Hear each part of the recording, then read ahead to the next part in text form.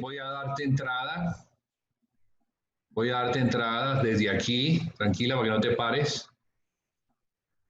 Está abierto el micrófono. Gracias, Julián. Buenas noches, hermanos. Yo quisiera que me explicaras cuál es la diferencia entre judío, israelita y gentil. La diferencia. Ok.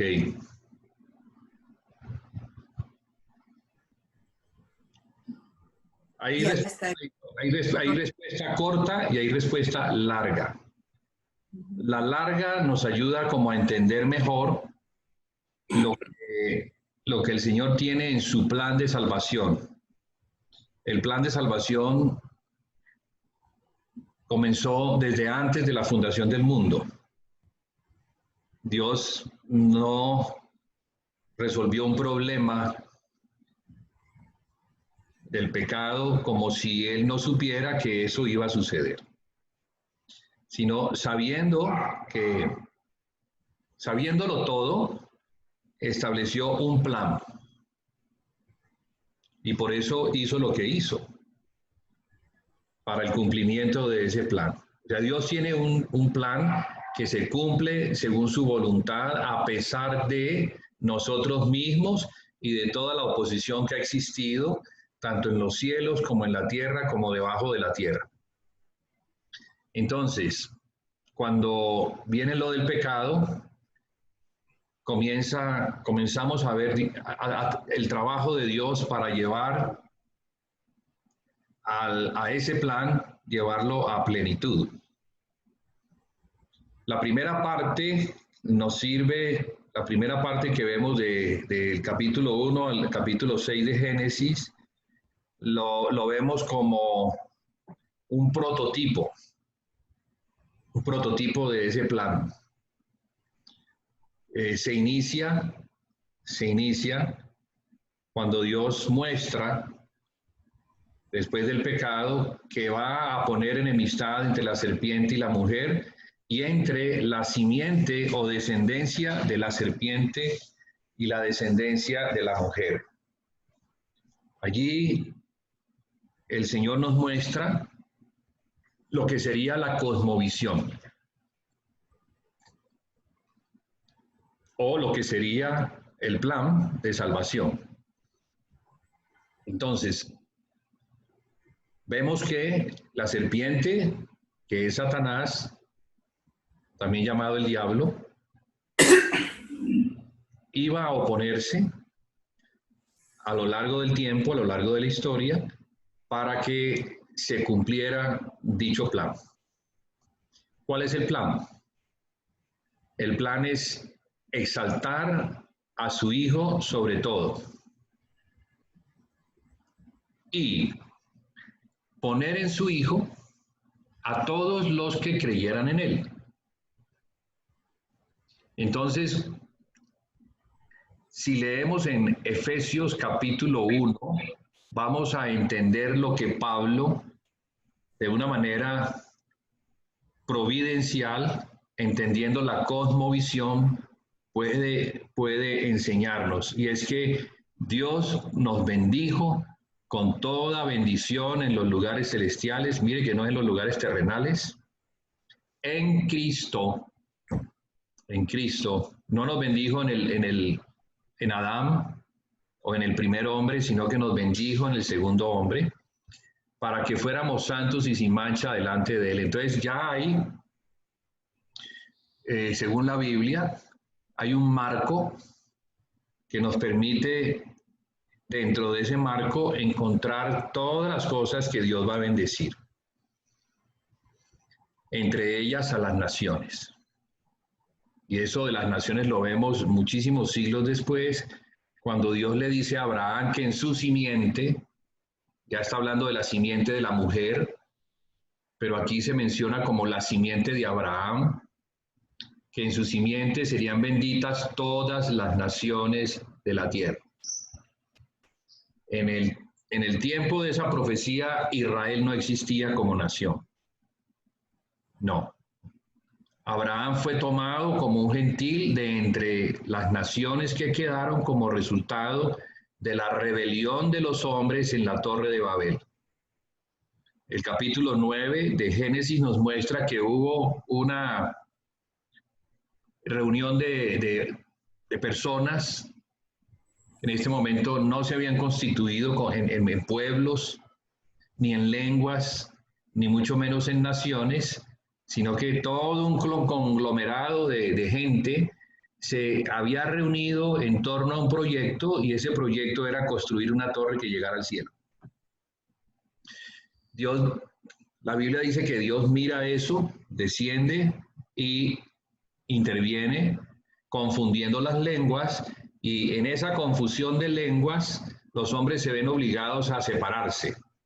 Y a partir de allí, entonces, comienzan a gestarse los primeros pueblos o las primeras poblaciones que dieron origen a las naciones, y las naciones dieron origen a los reinos. Y los reinos dieron origen a los imperios. Los imperios son un conglomerado de reinos donde hay varios reyes, y un rey reina sobre todos ellos. Entonces, la historia de la humanidad la podemos contemplar como la disputa por tener la soberanía de los hombres sobre la tierra. ¿Eso por qué te lo digo? Porque en medio de esas disputas, que sabemos quién es el que está detrás de ellas, de esos reinos, de esas naciones, de esos imperios, sabemos que es Satanás, que se opone al reino que Dios quiere establecer. Entonces Dios comienza con una pequeña familia, que es la familia de Jacob, que tiene 12 hijos. Esos 12 hijos tienen sus hijos. Ellos terminan en Egipto como consecuencia del hambre que había en Canaán.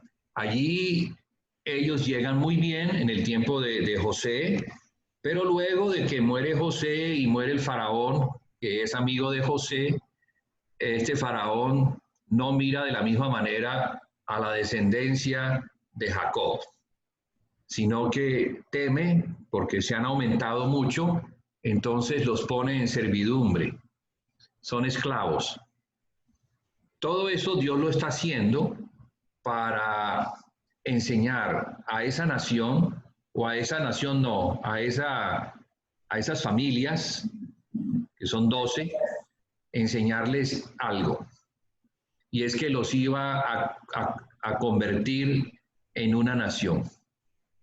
De allí entonces ellos salen, conocemos la historia, no vamos a detenernos en los detalles para ir rápido. Ellos salen, pasan por el desierto, llegan a la tierra de Canaán, hay unas luchas, unas guerras con los cananeos, y finalmente se establecen conquistando la tierra de Canaán, a la cual le ponen el nombre de Israel. Entonces allí tenemos a los descendientes de Abraham en la línea de Isaac, pero en la línea de Jacob, que es Israel. Y entonces esa nación, o con esa nación, Dios tiene tratos especiales. A esa nación Dios le hace pactos con los israelitas y les da promesas, cosa que no hace con ninguna otra nación. Entonces, definamos, Dios está interesado en las naciones, en la salvación de las naciones, pero eso tiene que llegar en su tiempo. Al principio, Él lo que hace es que toma a un hombre, a un gentil, Abraham, de allí saca una familia, de esa familia saca un pueblo, de ese pueblo saca una nación que se llama Israel. Esos israelitas que con quien Dios hizo pactos y a quienes les dio promesas, y las escrituras, porque las escrituras las conocemos, es porque a ellos les fueron entregadas. Ellos fueron responsables de guardar las escrituras, de todo lo que los profetas hablaban, ellos escribieron y guardaron. Entonces, esa nación en particular tiene esa característica. El resto de las naciones son los gentiles, que somos nosotros. Entonces, en el tiempo antes de la cruz, Dios solamente había visto a Israel, porque Él esperaba que Israel, como nación, se convirtiera en una luz a las naciones, que fueran los sacerdotes suyos, que conociendo a Dios, lo dieran a conocer a las otras naciones. Pero Israel no fue fiel a ese llamamiento.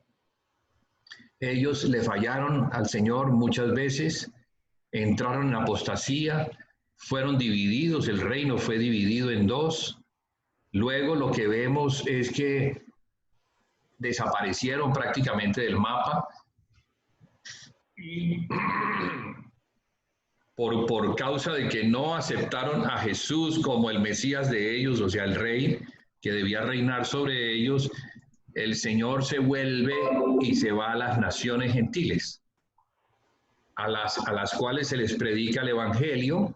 El Evangelio a lo largo de estos 2000 años ha sido predicado en todo el mundo, dice que para testimonio a las naciones, y cuando eso se complete, cuando llegue la plenitud de los gentiles, la Biblia dice que Israel como nación va a ser salva. Entonces, parece ser lo que vemos, y así yo lo creo, Israel quedó para el final. La salvación de la nación de Israel quedó para el final del tiempo. Mientras tanto, las naciones que están en el mundo, que son llamados los gentiles, han oído el Evangelio, algunas han aceptado el Evangelio y se han convertido en naciones cristianas. Hay otras naciones que apostataron, que fueron cristianas en un tiempo y con su apostasía ahora no creen en Cristo, están creyendo en otro, las naciones musulmanas. Hablo de esas naciones en particular, las naciones musulmanas que son naciones gentiles también. Y otras naciones, como por ejemplo China. China es una nación que no es cristiana. China es una nación atea. Pero dentro de esa nación hay cristianos, hay hermanos nuestros que creen en Jesucristo, que tienen una expresión de iglesia, viven la vida práctica de la iglesia, aunque la nación donde ellos viven no es una nación cristiana. Entonces, ¿qué es lo que dice el Señor respecto a eso? Debemos hacer una separación entre lo que son las naciones y lo que es la iglesia. Y esto es importante porque hoy en día hay una doctrina que es la doctrina del dominionismo, que enseña que los cristianos tienen que discipular las naciones y tienen que restaurar las naciones para que el Señor Jesucristo venga.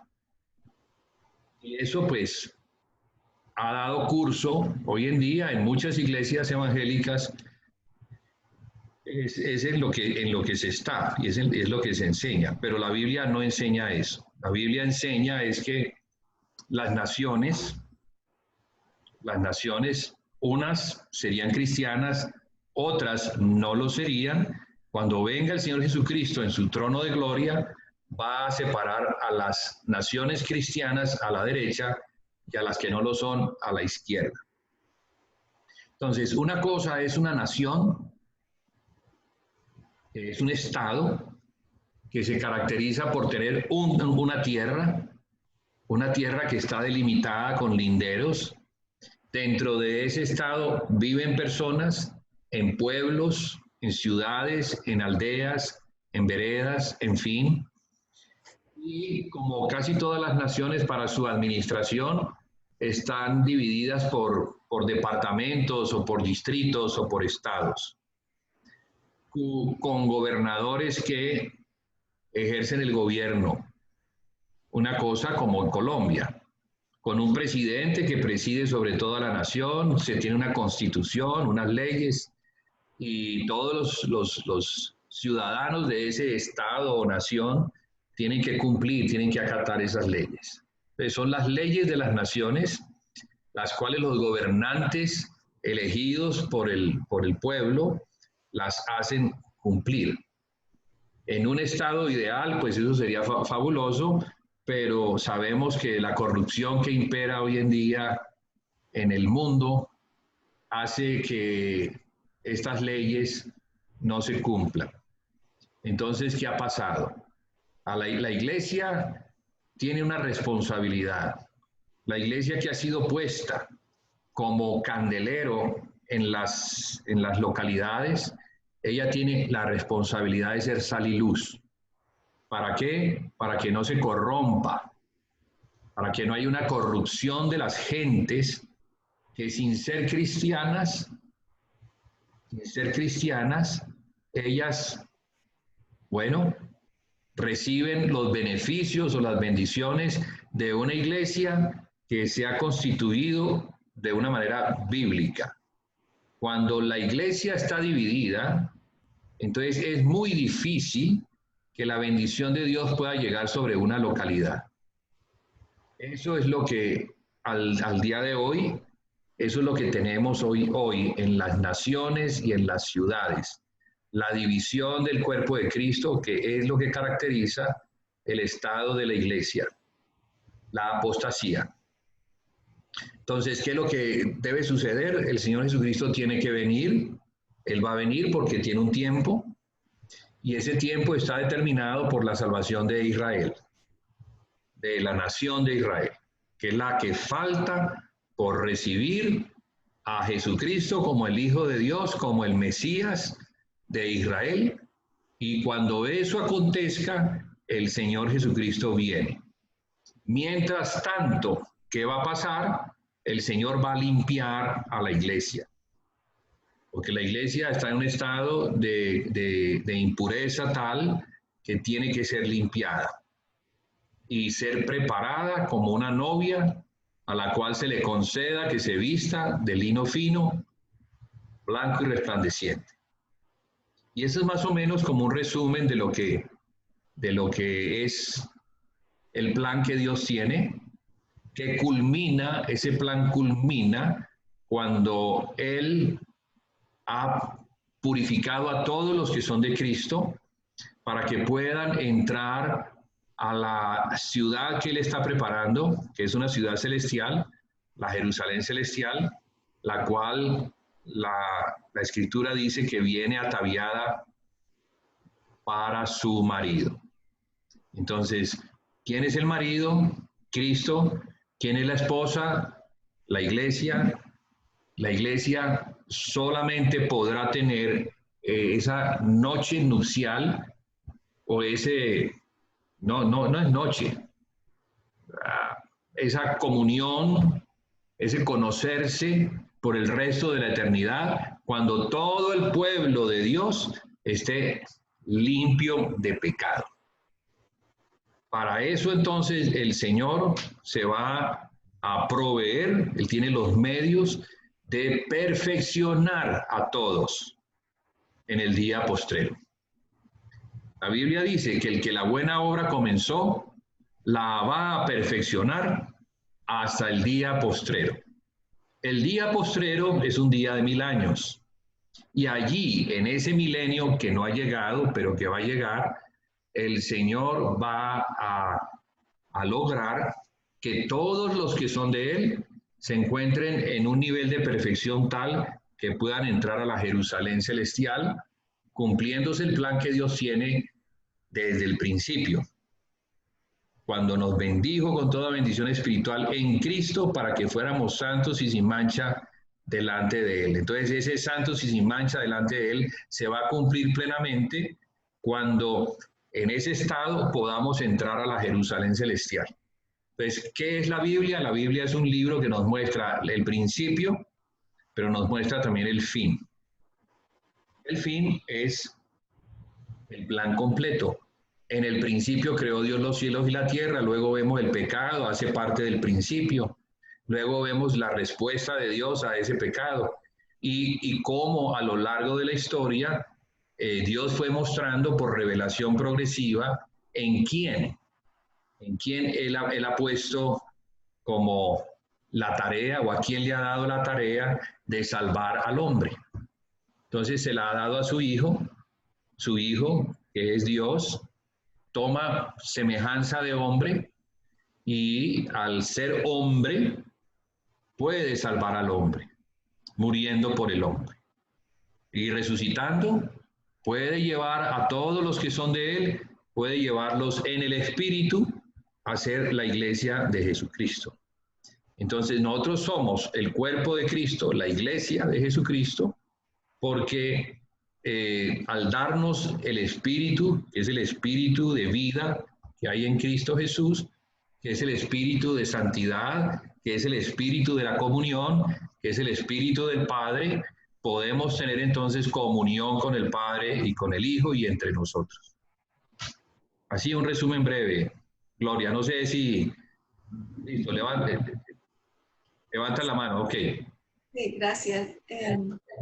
¿Cómo crees que Dios puede desarrollar el plan de Él habiendo tantas iglesias en este momento y que muchos pues no podrán ser perfectos, pero han aceptado al Señor como el Salvador y quizás necesitan algo para que sea limpia y sin arruga? Entonces, ¿cómo crees que el Señor va a establecer el plan para todas estas iglesias? Bueno, Dios tiene un plan, como te venía contando, y ese plan Él lo va a cumplir.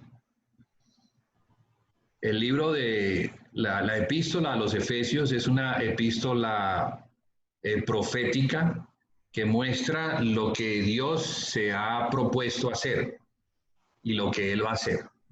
¿Qué es lo que va a hacer? Que la iglesia llegue, toda la iglesia llegue a la estatura del varón perfecto, a la plenitud de Cristo. Ahora, ¿cómo lo va a lograr? ¿Cómo lo va a lograr? Número uno, con aquellas personas que no llegaron, que no fueron vencedores, no vencieron sobre los poderes que hay en el mundo, porque vivimos en el mundo y el mundo tiene un poder que es el de Satanás, pero también hay otro poder que es nuestro enemigo, que es la carne, sobre la cual también hay que vencer, y tenemos el enemigo particular que es el diablo o Satanás, la serpiente antigua. Recordemos que Dios puso enemistad entre la serpiente y la mujer viene a ser el pueblo del Señor y su descendencia. Entonces, ese pueblo es Israel y su descendencia son los cristianos. Hay una enemistad furibunda. Las personas, siendo cristianas, que aceptaron a Jesucristo, esas personas van a entrar a la Jerusalén celestial, garantizado. Pero no todas van a entrar a reinar con Cristo el periodo de 1000 años. ¿Por qué? Porque no fueron vencedores. Y al no ser vencedores, entonces si la persona muere en ese estado, es un estado no de victoria, es lo contrario a un vencedor, un perdedor. O sea, aquella persona o que no entendió o que no quiso hacer la voluntad de Dios. Sí, es de Cristo, tiene el Espíritu, pero su alma no maduró, no se formó. Entonces, supongamos que esa persona se murió. Esa persona que muere no va al Hades, ya el Hades para los creyentes, para los que son de la fe, ya fue cerrado. Ellos van al tercer cielo, donde está el paraíso de Dios. Pero están en el alma. Dios creó la tierra para que el hombre viviera sobre la tierra. y de hecho tiene que hacer una nueva creación para que la Jerusalén celestial descienda y se pose sobre la tierra. La eternidad va a ser en la tierra, no va a ser en el cielo. Sin embargo, estas personas están en el tercer cielo esperando que venga la resurrección de los cuerpos. Entonces viene la resurrección de los cuerpos. ¿Cuándo viene? Al final de la gran tribulación, cuando Israel sea salva. ¿Qué sucede? Todos los que son de Cristo van a resucitar. ¿Y qué va a pasar luego? Después de que resuciten, van a entrar en una sala. Me lo estoy imaginando así porque hablo con el lenguaje humano para que entendamos.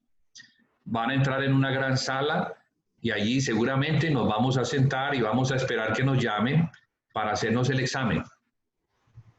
O más que un examen, no es un examen, es más un rendimiento de cuentas. Una comprobación. Sí, allí vamos a rendir cuentas de lo que hicimos cuando estábamos en el cuerpo. Vamos a presentarle al Señor la obra que hicimos siendo cristianos. Entonces la Biblia dice que si los que presentan oro, plata y piedras preciosas, esa es una manera de hablar, ellos van a recibir recompensas, pero los que presenten madera, heno y hojarasca, ellos van a perder. Y dice que serán salvos aunque pasaran por el fuego. Entonces es una manera de decirnos que ellos van a entrar a la Nueva Jerusalén algún día, pero van a tener que pasar por el fuego. ¿Cuál es el fuego? El fuego, hermana Gloria, acompáñeme a Apocalipsis capítulo 2. Abra allí la Biblia. Vamos a leer. Jaime me cogió mi Biblia. ¿Dónde está? No, es para que tú misma veas lo que te voy a mostrar.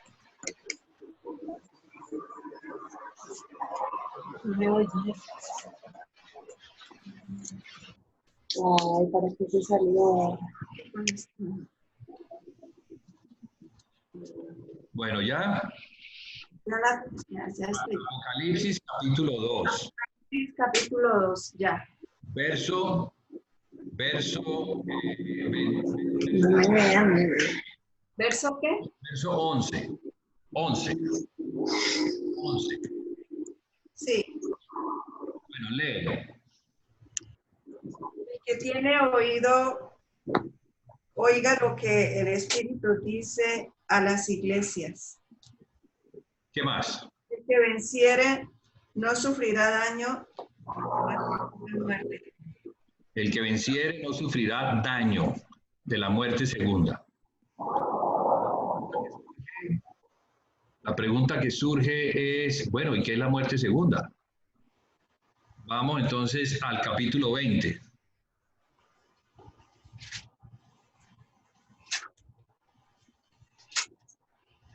Ya. Verso 14.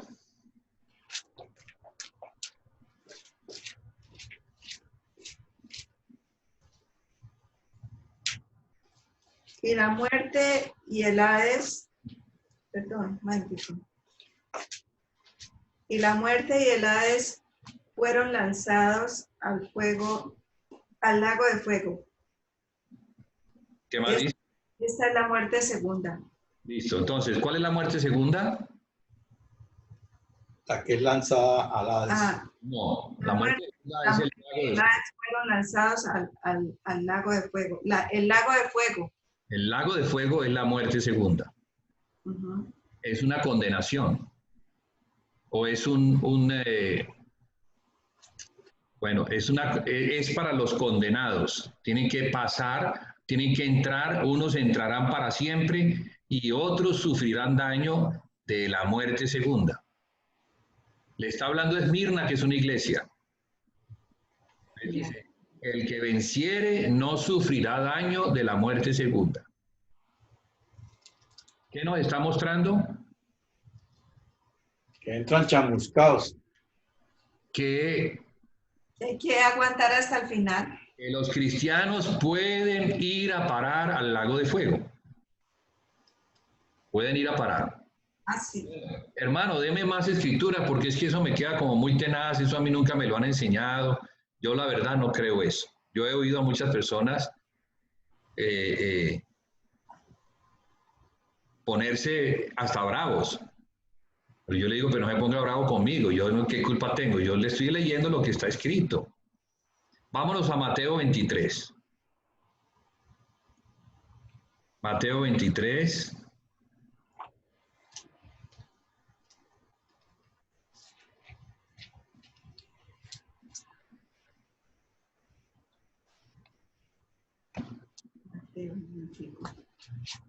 Perdón, Mateo 24, Mateo 24, 24, es 24, Ya. Mateo Sí. 24,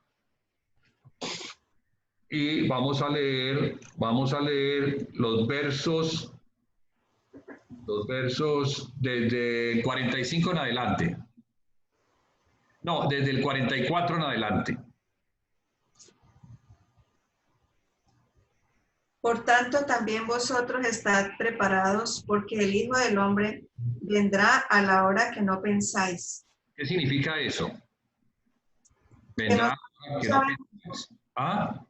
que no sabemos cuándo va a venir. No hay ni tiempo. Está bien en cuanto a su venida, pero tiene un significado también entre líneas. Nosotros no sabemos en qué momento nos vamos a morir.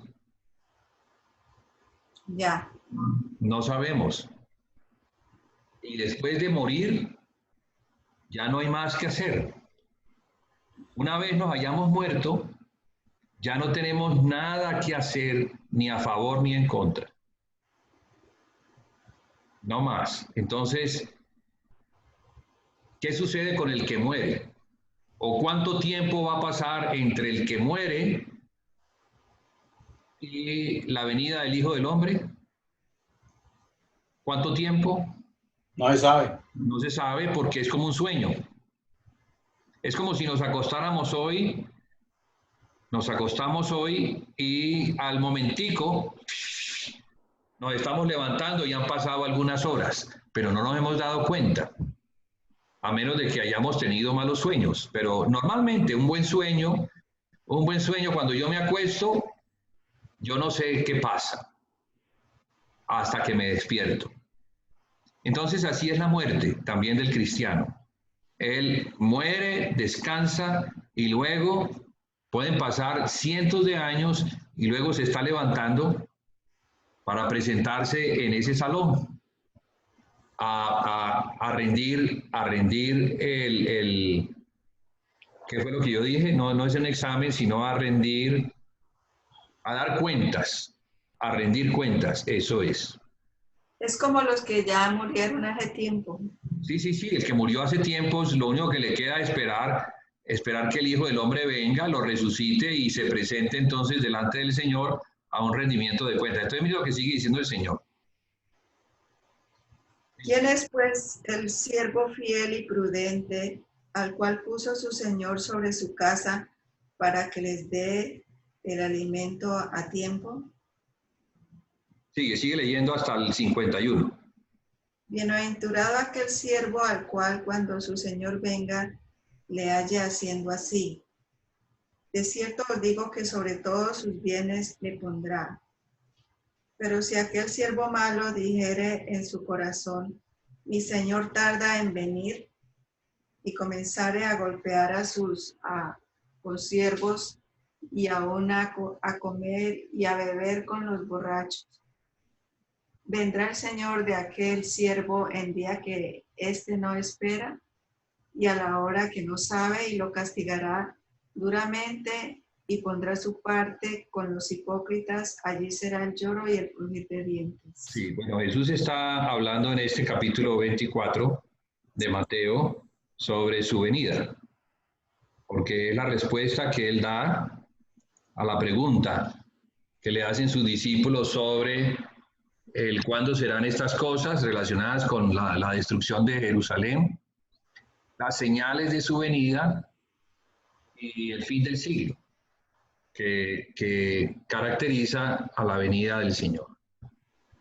Y después de la venida del Señor, la entrada al milenio. Entonces Jesús enseña estas cosas, las enseña en los evangelios, sobre todo en el evangelio de Mateo, que es el evangelio que muestra a Jesús como el rey, como el Mesías.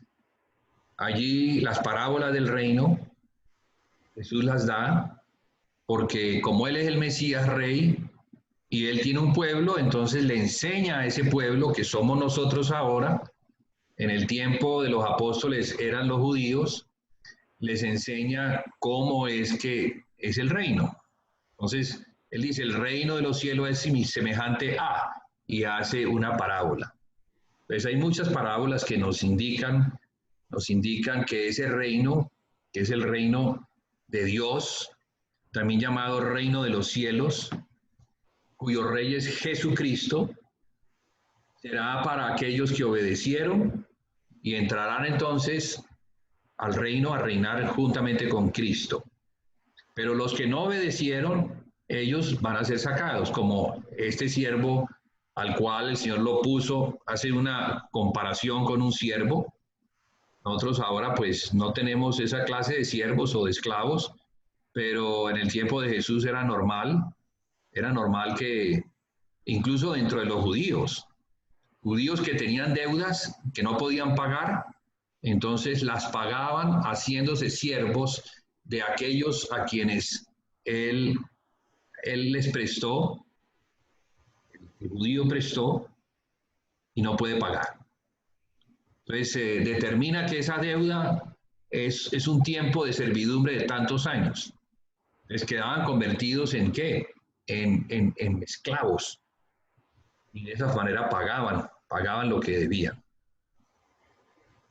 Ahora, pues, si seguimos adelante, en Mateo 25 está la parábola de las vírgenes, donde Jesús dice, el reino de los cielos es similar a, si quiere vamos allí al capítulo 25, y vamos a ver otros aspectos interesantes sobre los que entran y los que no entran.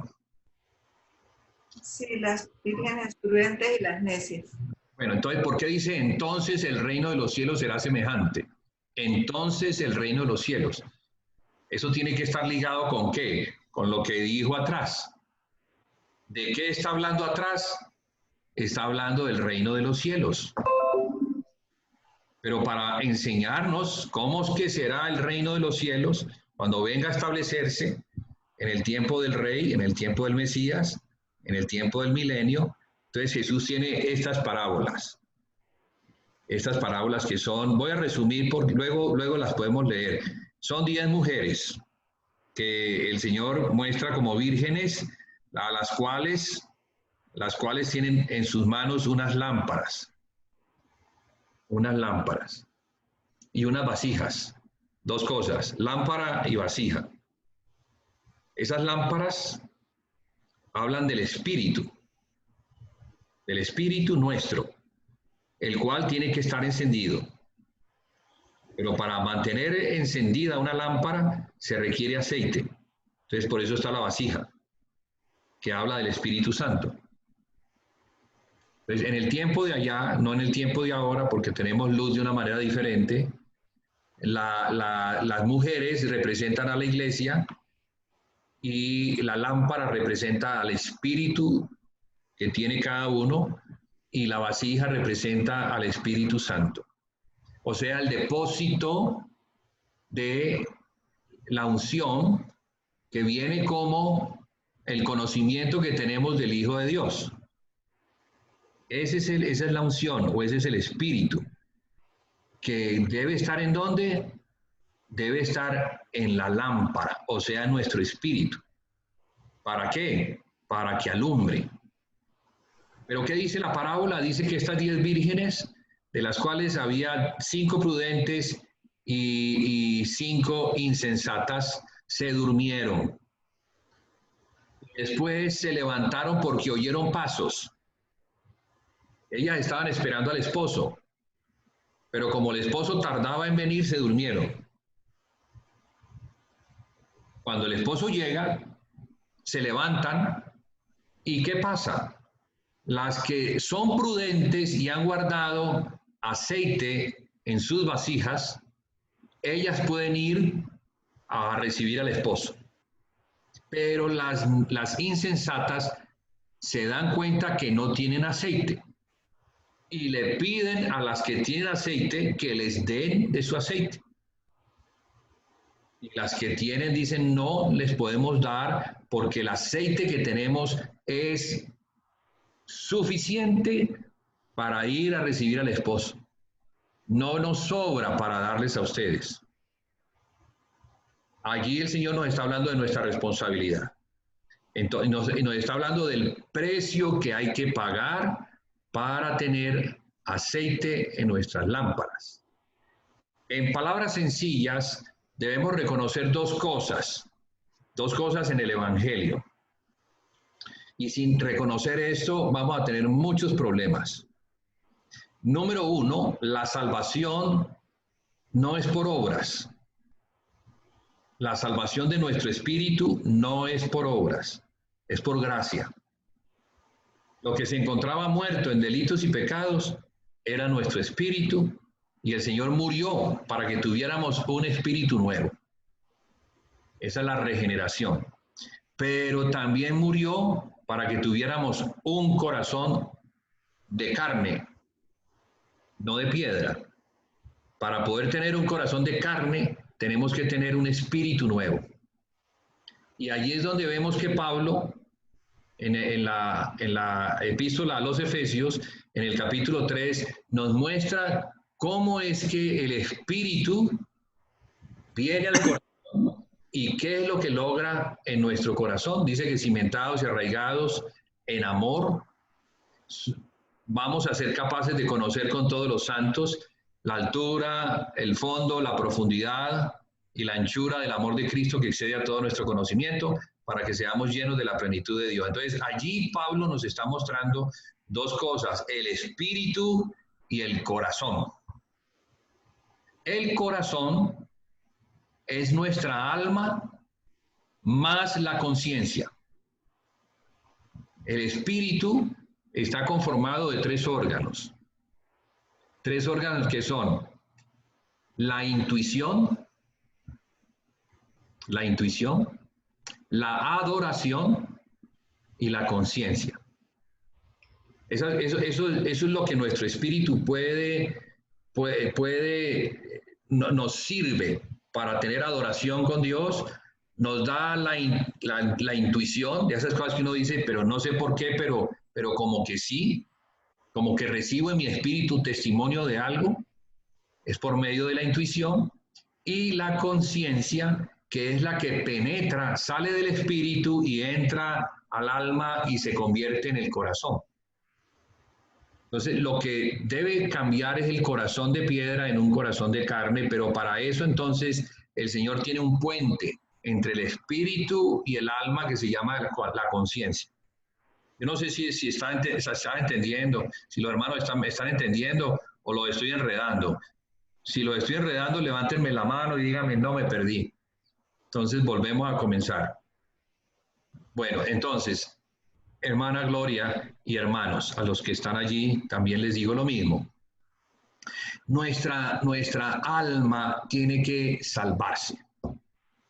El alma es la personalidad, es lo que somos. Es lo que somos, pero eso que somos, o es gobernado por el viejo hombre o es gobernado por el nuevo hombre. Entonces nosotros estamos allí como en un camino que tiene una bifurcación. Según lo que escojamos, entonces así nos va a suceder.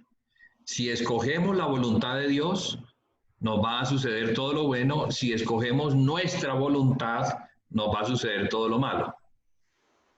Porque hay algo que Dios me ha dejado y no me va a quitar, y es más, Él necesita que yo la tenga para que todas las decisiones que yo haga, las haga conscientemente. Con libertad. Las haga con libertad, sin estar coaccionado por nada, sin estar controlado por nadie, sin estar engañado, sino plenamente consciente y a sabiendas de que lo que hago, lo hago porque sé lo que he determinado. Entonces, la voluntad es muy importante, porque la voluntad podríamos decir que es la que une la inteligencia del hombre más todas las emociones del hombre, se reúnen y el hombre evaluándolas decide conforme a lo que ha oído, a lo que conoce de Dios y a lo que se le manda a negarse para que se haga la voluntad de Dios por encima de su voluntad. Hay poderes muy grandes en nosotros que se llaman sentimientos, los cuales gobiernan nuestras emociones y son de la carne, son de nuestra naturaleza. Es natural, es normal que nosotros amemos con esos sentimientos, con esas emociones, amemos a las personas. Es normal que amemos los padres, que los esposos se amen, que amemos los hijos y los hijos a los padres y a los amigos, etc. Eso es normal. Pero el Señor dice, el que no aborrece a padre y madre, ni a la esposa, ni a los hijos, ni a lo que tiene, no puede ser mi discípulo. ¿Qué es lo que Dios está mostrando o que Jesús está mostrando? Que Jesús es prioridad en todo. La voluntad de Jesús está por encima de mi voluntad y entonces en esa voluntad que yo tengo, ahí es donde yo determino o seguir a Cristo o seguir lo mío. Seguir lo que a mí me parece que debo seguir porque es chévere, porque me gusta, o seguir lo que Dios me manda. Entonces, el estándar es muy elevado porque solamente aquel que vence sobre ese poder es el que va a entrar a reinar juntamente con Cristo. ¿Quién es el modelo? Jesús es el modelo. Jesús como el Hijo de Dios, pero principalmente como el Hijo del Hombre, vino a vencer como hombre y no como Dios, vino a vencer sobre esos tres poderes. Porque el mundo lo quería coronar y él no se dejó coronar. La carne lo quería tentar y él no se dejó tentar. No se dejó tentar. Satanás también lo quería tentar y él no se dejó tentar. En conclusión, Jesús es un vencedor. Miren que una persona, hombre, lleno de vida, porque Jesús estaba lleno de vida. 33 años. Era amado por sus discípulos, tenía gente que le seguía y sin embargo decidió ir a la cruz. Decidió morir y abandonar todas estas cosas. ¿Pero por qué lo hizo? Porque puso la voluntad del Padre por encima de su voluntad. Jesús incluso llegó a decir, Padre, si es posible que tú pases de mí esta copa, pero no se haga mi voluntad sino la tuya. O sea que Jesús es sincero. Él fue honesto al decir que su voluntad con sus emociones y con todo, le mostraban un camino diferente al camino que el Padre había elegido. Pero él determinó seguir el camino que el Padre le había mostrado. Entonces Jesús, como maestro, pero primero como aquel que probó lo que nos habló,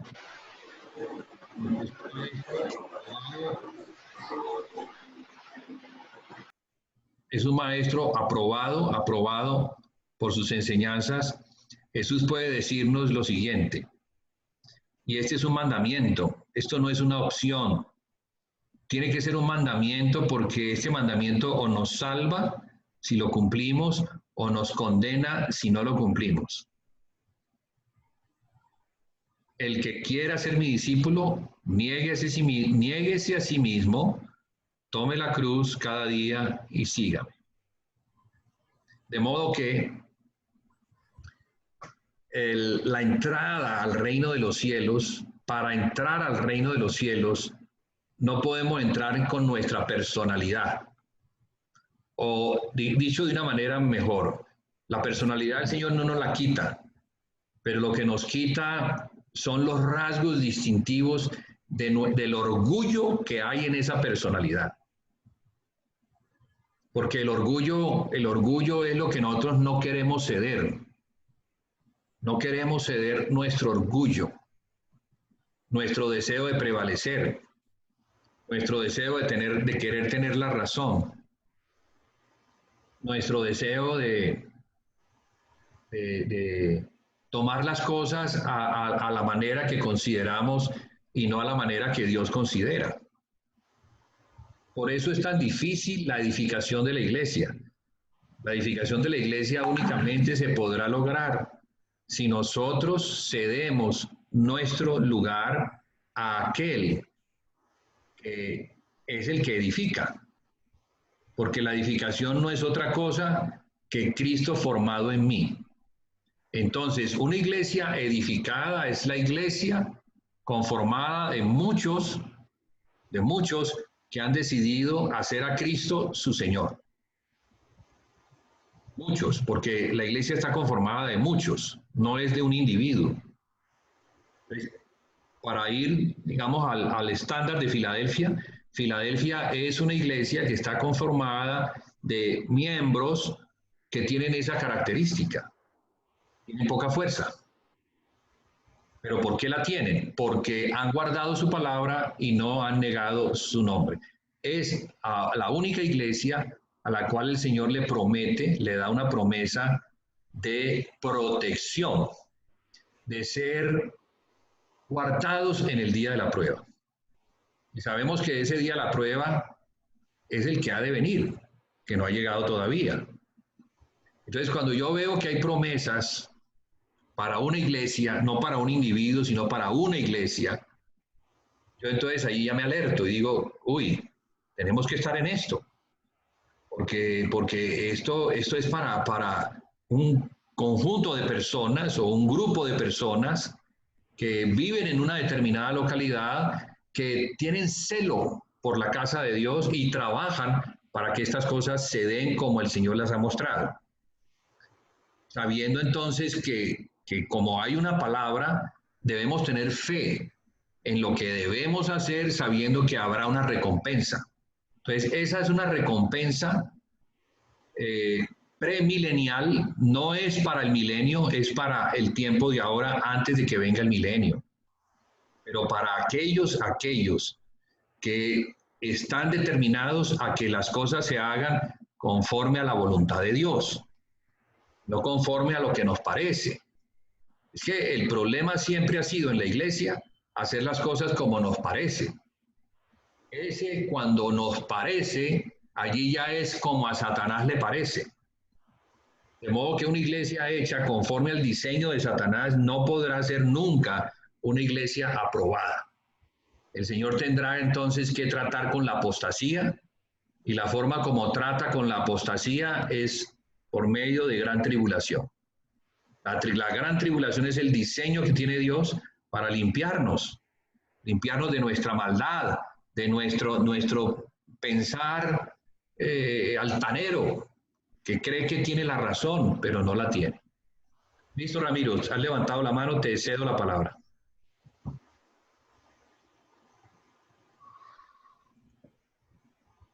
La hermana Gloria hizo una pregunta y en mi percepción, tu explicación que fue muy profunda, en mi percepción, creería que no fue contestada plenamente, en el sentido que ella preguntaba en la primera pregunta, ¿cuál es la diferencia entre israelita, entre judío y entre gentil? Tú de manera magistral muestras todo el plan de Dios, pero sería muy importante precisar cuál es esa diferencia desde el punto, si la hay o no la hay, para que ella lo entienda de una manera ya concreta como pueblo, como iglesia, creo que esa es la sensación que tengo, a no ser que Gloria me diga que entendió perfectamente la respuesta. Ese es el primer punto, porque es importante uno en el cuerpo que todo quede muy clarificado y yo quedé con esa sensación. Y en la segunda pregunta, que también es igual de importante, pregunta acerca de la cantidad de iglesias, y en esa sí la estás, sí sentí que la explicas, porque la profundidad con la que tú empiezas a manejar el tema, quizás la gente no dice, hombre, no entiendo esta parte, sí, y es precioso los tesoros, pero yo diría lo siguiente, es que primer punto es que la cantidad de iglesias, eso ya es un desorden, porque la iglesia delante del Señor es una y la expresión de la iglesia son muchas, muchísimas, tanto así que el mismo Señor nos muestra las 4 expresiones que van hasta el final con Tiatira, Sardis, Filadelfia y la Odisea. Entonces, ¿qué pasará con esas iglesias? Como tú muy bien lo estás diciendo, hay muchísimas que hoy en día son apóstatas, que hoy en día, a pesar de que dan el nombre del Señor, dicen que son judíos y no lo son, y están en el trono de Satanás. O sea, leyendo el mensaje vemos que son muy pocos los verdaderamente nacidos de nuevo, aunque suene eso muy duro, pero he visto en el trasegar de mi vida cristiana en este tiempo, es que lastimosamente hay muchos simpatizantes, pero muchísimo más de simpatizantes que porque pertenecen a una iglesia cristiana, y eso lo hemos visto en decisiones de la Iglesia del Señor en Colombia, en todos los aspectos. Entonces, es muy importante que de pronto nos des esa claridad, Julius, acerca de que hay muchas congregaciones, muchas expresiones de iglesia que no están, ya lo dijiste, pero es como la reinterpretación que yo le quiero dar a tus palabras para que haya una mayor claridad, porque es demasiado importante este aspecto. Entonces, las iglesias, amada Gloria, en mi humilde opinión, la multiforme y la manera que lo hacen, en su 80%, diría yo. Aquí en Colombia se dice que somos 12 millones de cristianos bíblicos. Yo no creería que hay más de 3 millones, o sea, ni 2 millones, creería yo que hay. No llegan ni a 100.000. ¿Bíblicos? No bíblicos. Yo lo quise decir, no quise ser tan fuerte como tú, pero acepto porque es verdad, Julius. Es que es impresionante, amados hermanos, ver las sandeces, por ejemplo, es que esto me dio escozor y tengo el oído todavía con escozor, y eso fue hace casi 2 meses y me acuerdo de eso y me da erisipela en el oído. Un pastor que lo consideraba serio, con el que había conversado, con el que había tratado estos temas y había sido serio en su concepto, y sale con una barbaridad, pero terrible. Estábamos hablando del tema horripilante de un político cristiano que es a la vez pastor, diciendo que a las empresas, a las iglesias había que salvaguardarlas porque se estaban quebrando. Por ahí comenzó el tema, se estaban quebrando. Óigame pues las expresiones que he escuchado yo en mi corazón, y sale este pastor que está sobre muchos y dice, es que nosotros formamos parte del sector productivo de la sociedad. O sea, él mismo reconociendo que son empresas productivas de ese tamaño son las expresiones y manifestaciones. Entonces, encontrar en estas palabras que nos está compartiendo el hermano Julián es tristemente saber que muchos son los llamados y pocos los escogidos. Eso es una palabra fuerte que no la hemos sabido analizar realmente en el propósito del Señor. Muchos son los llamados y vemos que son muchos los llamados, pero ¿cuántos escogidos somos o seremos? Yo anhelo, tampoco tengo la arrogancia para decir que ya lo soy, pero quiero anhelar día tras día para estar en la iglesia del Señor en la verdadera iglesia de esposa. Entonces, son las dos cosas y nos gustaría Por eso yo te decía que tenía respuestas, la respuesta corta y la respuesta larga. La respuesta corta nos puede generar más preguntas. La corta es, los israelitas son los que descienden de Israel, no de Abraham, porque Abraham tuvo hijos como Ismael, tuvo hijos con la concubina. Entonces de Abraham descienden muchas naciones. Pero por el lado de Isaac, en la línea de Jacob, porque Isaac también tuvo dos hijos, Esaú y Jacob. Entonces de Esaú también vienen otras naciones, pero de Jacob solamente vienen las 12 tribus que conforman el pueblo de Israel.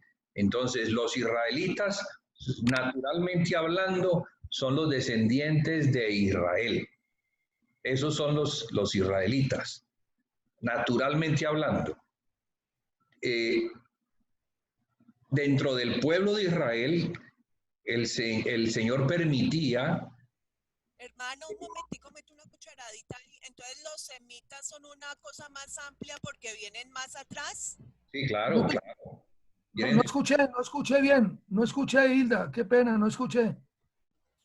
Sí. Estaba pues, haciendo una interrupción ahí pues, sobre el mismo tema, preguntando si los semitas en ese caso son una rama más amplia porque vienen de más atrás. Claro. Sí, vienen de Sem. Entonces Sem pues tuvo su descendencia y de esa descendencia viene uno que se llama Taré y Taré tiene a Abraham y Abraham entonces es ese padre que el Señor escoge para que de él salgan multitudes de naciones. Él va a tener una herencia gigantesca. El nombre de Abraham significa padre de multitudes. Pero hermano, entonces los árabes también son semitas. Sí, claro, los árabes son semitas, porque vienen de Abraham. Sí, claro, y Abraham viene de Sem, y Sem viene de Noé. Entonces, el término antisemita a veces no se aplica bien en la correcta genealogía, porque semita son los descendientes de esa cabeza, Sem.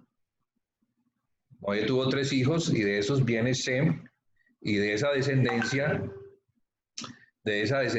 vienen incluso antes de Abraham muchos rebeldes, muchos que se rebelaron, como Nimrod. Y claro, Nimrod no está en la línea de Sem, Nimrod está en la línea de Cam, pero vemos que al principio todas esas 3 familias estaban reuniéndose para levantar una torre.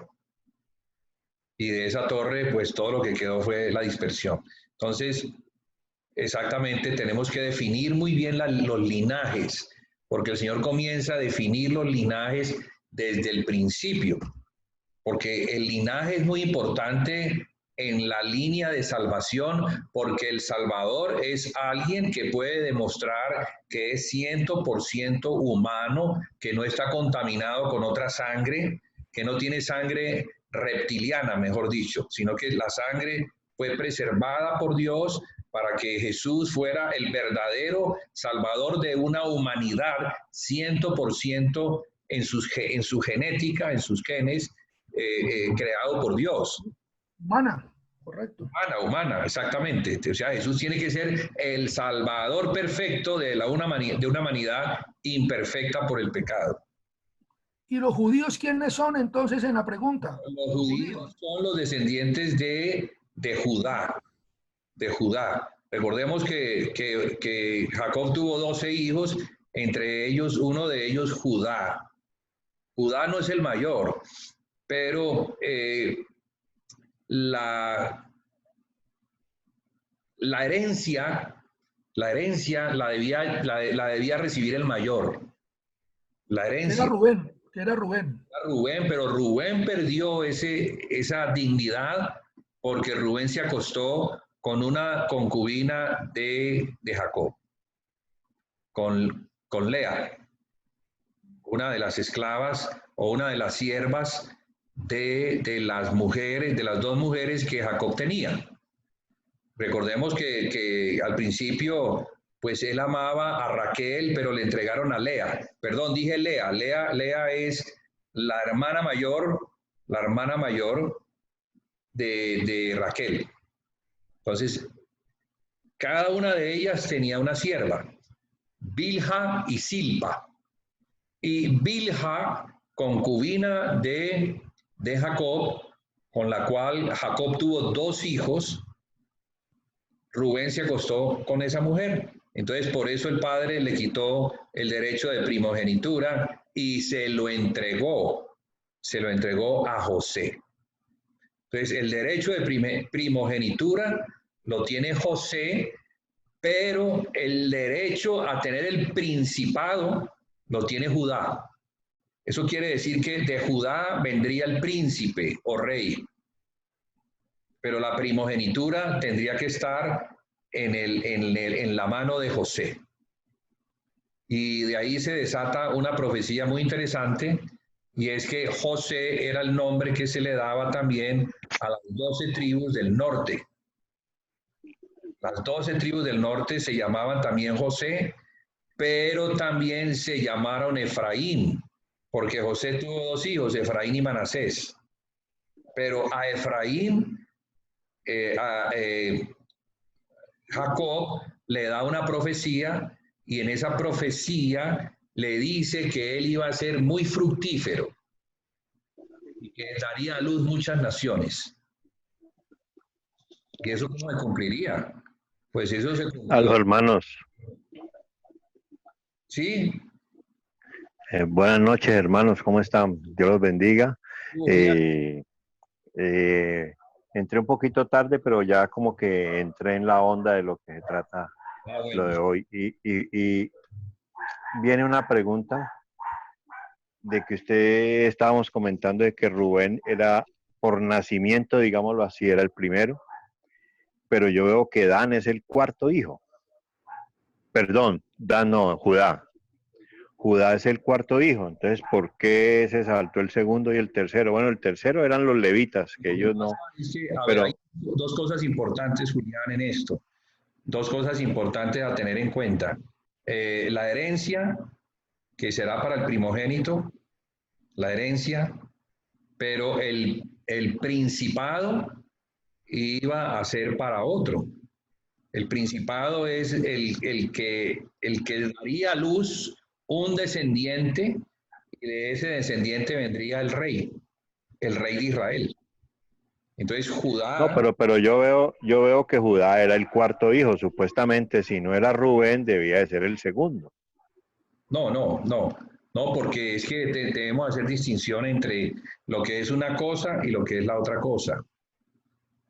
Entonces Dios aquí está mostrando que la herencia que debía tenerla el primero, es una herencia... Pero ¿no será que el 2º también cometió algún pecado para no haberse ganado ese derecho? No lo cometió. Lo que pasa es que Jacob le entrega ese derecho de la herencia, se lo reserva al padre y se lo entrega a José, que es el hijo que él amaba, que es el hijo.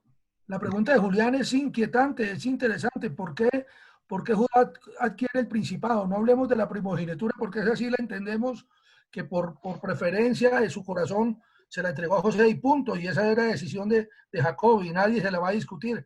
Pero ya el tema del principado, que lo entiendo como ese legado espiritual de reinar sobre las naciones, y de ahí vendría el príncipe, el rey de los judíos, y Judá deriva la palabra judío, de lo que yo he entendido. La palabra judío se deriva de Judá, ¿es correcto? De Judá, claro. Sí, pero yo veo que el primero o sea, pierde ese derecho porque ya vimos que cometió una arbitrariedad. Entonces, supuestamente el 2º debería de ser, o el 3º. No. Pero sabemos que los levitas no podían tener esposa, o no sé cómo era la movida con los levitas, que ellos no estaban para esas cosas, sino para el sumo sacerdocio. No, los levitas Entonces, sí podían tener esposas. no, sí, lo que yo digo es que ellos eran solo para el sacerdocio. Sí. Entonces ahí está la pregunta de que ¿por qué no fue el segundo? Bueno, yo te contestaría que eso estaba en la potestad del padre, que es el que decide a quién hacer heredero. Entonces, Ya. nos damos cuenta por la escritura que el padre decide darle la heredad que le debía corresponder a Rubén, se la entrega a José. Y el principado que tú estás diciendo en Judá, que explícanos eso, a mí no me ha quedado claro tampoco. El principado lo pone sobre Judá. ¿Por qué? Explícanos. No, yo no tengo, debe haber una explicación, sí, claro, debe haberla, pero buena pregunta para estudiar y para dar respuesta según la Biblia. Pero si me pongo a dar una respuesta ahorita, pues no estaría dando una respuesta justa. Entonces queda como para que estudiemos y miremos por qué es sobre Judá. ¿Qué fue lo que el profeta o el espíritu de profecía que descendió sobre Jacob cuando fue a bendecir a sus hijos en Génesis 49? ¿Por qué él bendijo a Jacob de esa forma? Perdón, a Judá. Es que creo que el que seguía también cometió alguna arbitrariedad, pero entonces hay que estudiarlo para tener el conocimiento para sustentar eso. Habrá que mirarlo. Pero es que mira, de todas maneras, José es uno de los menores. José nació casi que al final. El último de todos ellos, Benjamín. Porque es que la mujer que él amaba, que era Raquel, era una mujer estéril. No le daba... ¿Me permiten leer Génesis 49? Está muy interesante esta pregunta. Muy interesante, Julián. Me pareció chévere. ¿La podemos leer? 49 Génesis. Sí, por supuesto.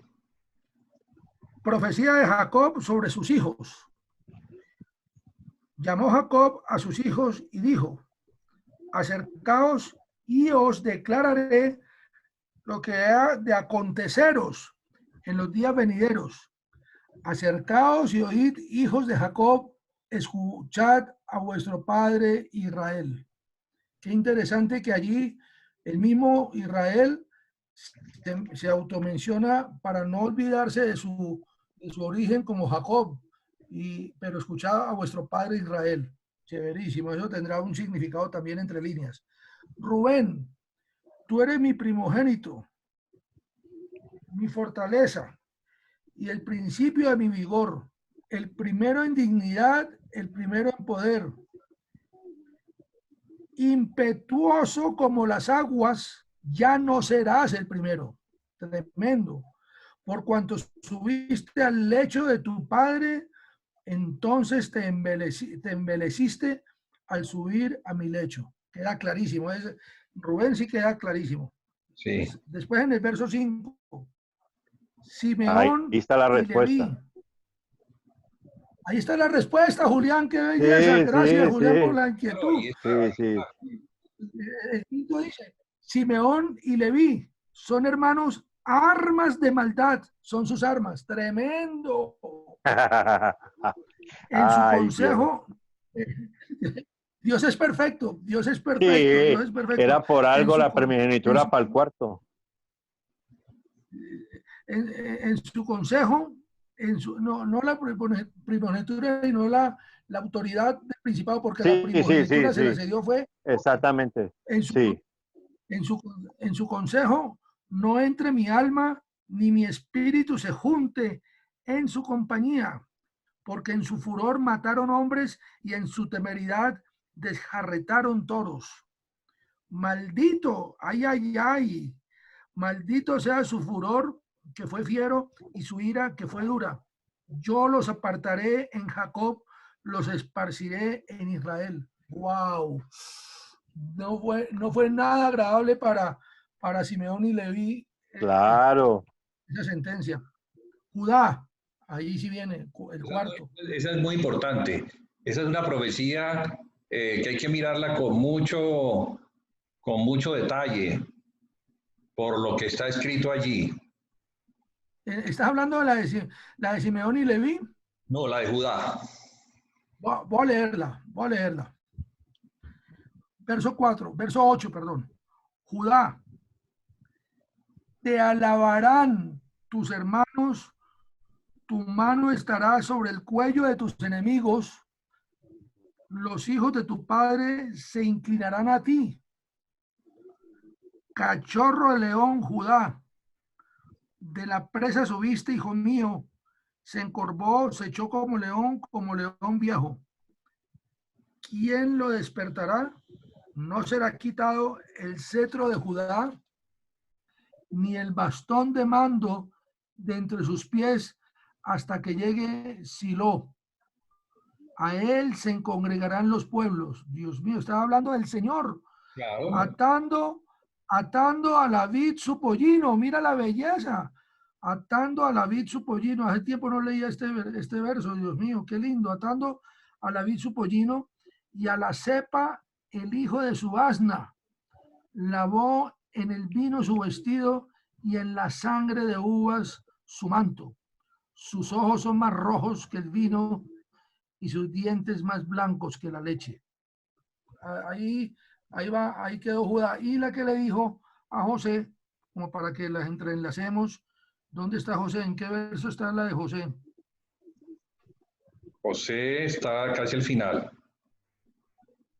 El verso 22. 22.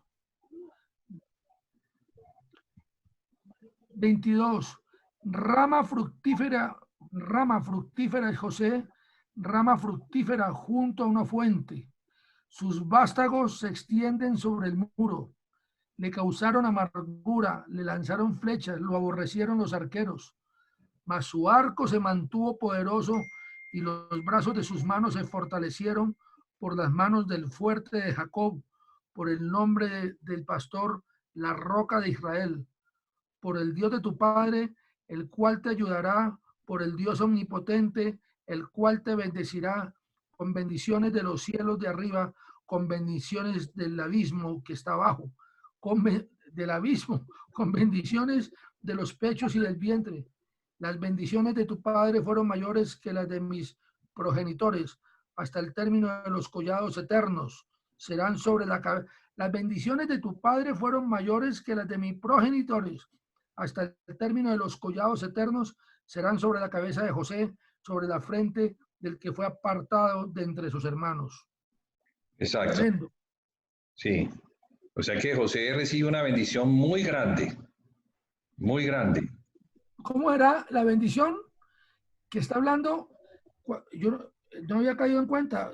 Le está hablando con bendiciones del abismo que está abajo. O sea, va a utilizar al mismo diablo, a lo mismo como utilizó Egipto. Egipto venía de una nación totalmente pagana y fue bendecido por José, viniendo del mismo abismo, todo lo que practicaban en Egipto y fue bendecido grandemente. Tremendo. Ahora, para complementar, vamos al capítulo 48, vamos a ver la profecía que Jacob le da a los hijos de José. A Efraín y Manasés. Es que todo lo leo todo, la leo toda.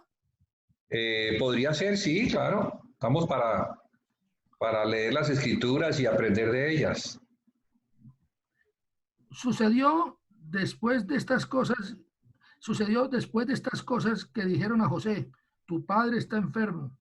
Entonces él tomó consigo a sus dos hijos, Manasés y Efraín, y se le hizo saber a Jacob diciendo: aquí está tu hijo José que viene a ti. Haciendo un esfuerzo, Israel se sentó sobre la cama y dijo a José: el Dios omnipotente se me apareció en luz en la tierra de Canaán, me bendijo y me dijo: yo te haré crecer, te multiplicaré y te pondré por estirpe de naciones, y daré esta tierra a tu descendencia, después de ti, por heredad perpetua. Ahora bien, tus dos hijos, Efraín y Manasés, que te nacieron en la tierra de Egipto, antes de venir a reunirme contigo, a la tierra de Egipto son míos, al igual que Rubén y Simeón serán míos. Wow.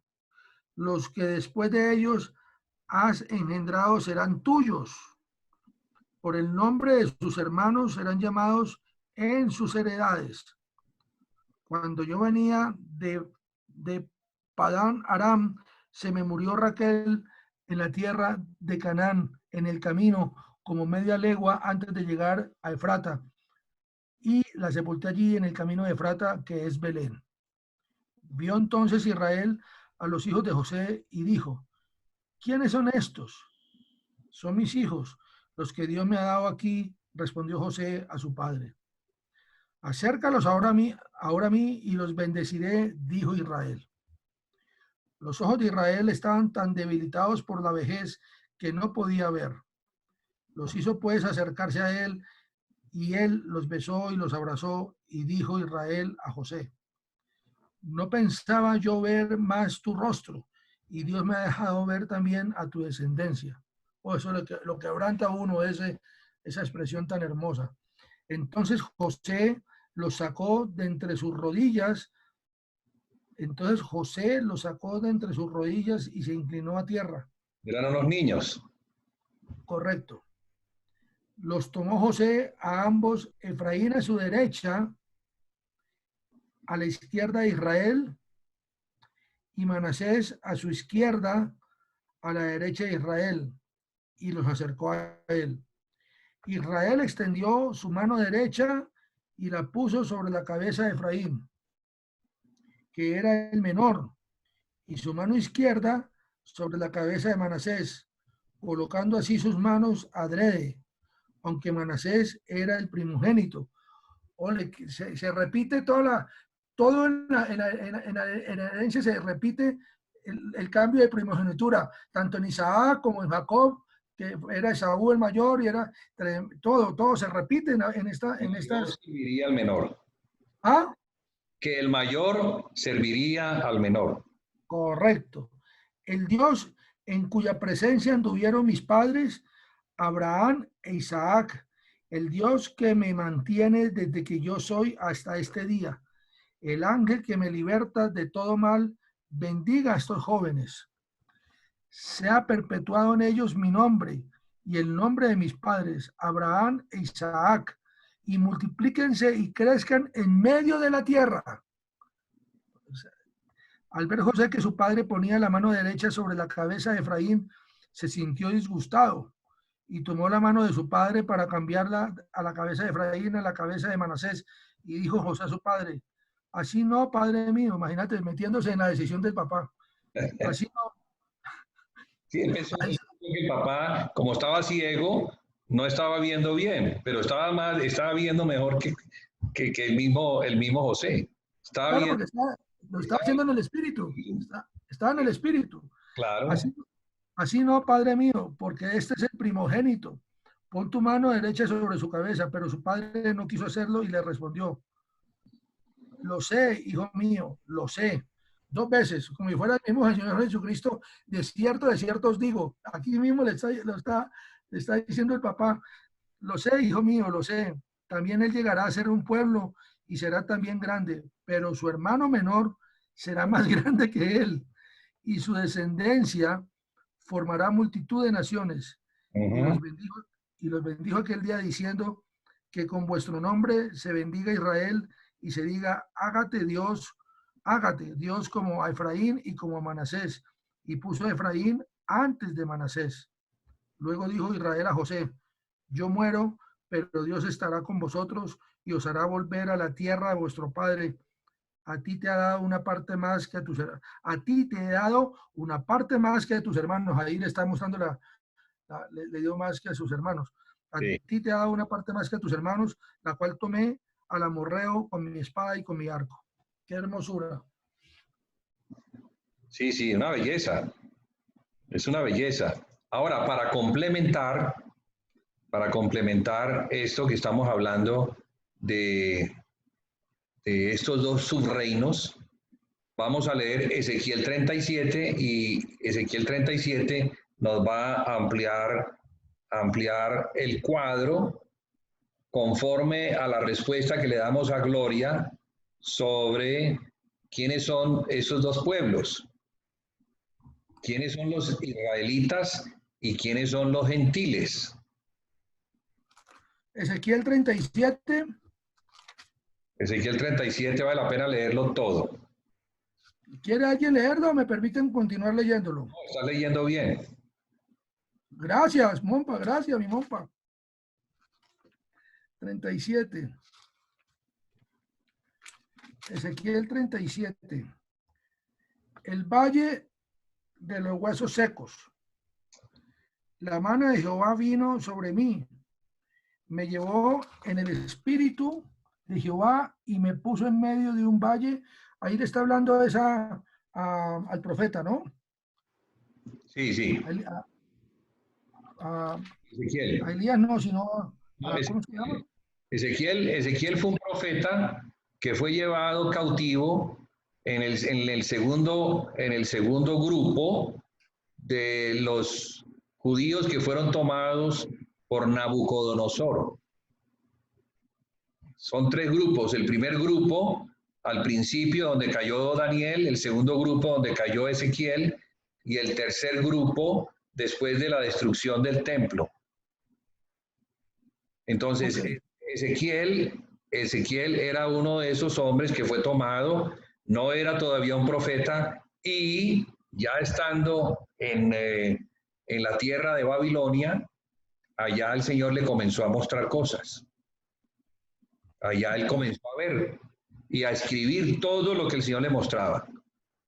Entonces, mira, esta cosa tan bonita porque es un profeta que está él murió en el cautiverio. Tenía el micrófono abierto. Él no regresó a Jerusalén. A Israel, a Jerusalén. Y el Señor le mostró a este profeta todo lo que vendría a suceder al final. Por usted. ¿Qué pasó? Perdón, ¿Habló? Bueno, dale, Ramiro. La mano de Jehová vino sobre mí, me llevó en el espíritu y me puso en medio de un valle que estaba lleno de huesos. Me hizo pasar cerca de ellos a su alrededor y vi que eran muchísimos sobre la faz del campo y por cierto secos en gran manera. Y me dijo: hijo de hombre, ¿vivirán estos huesos?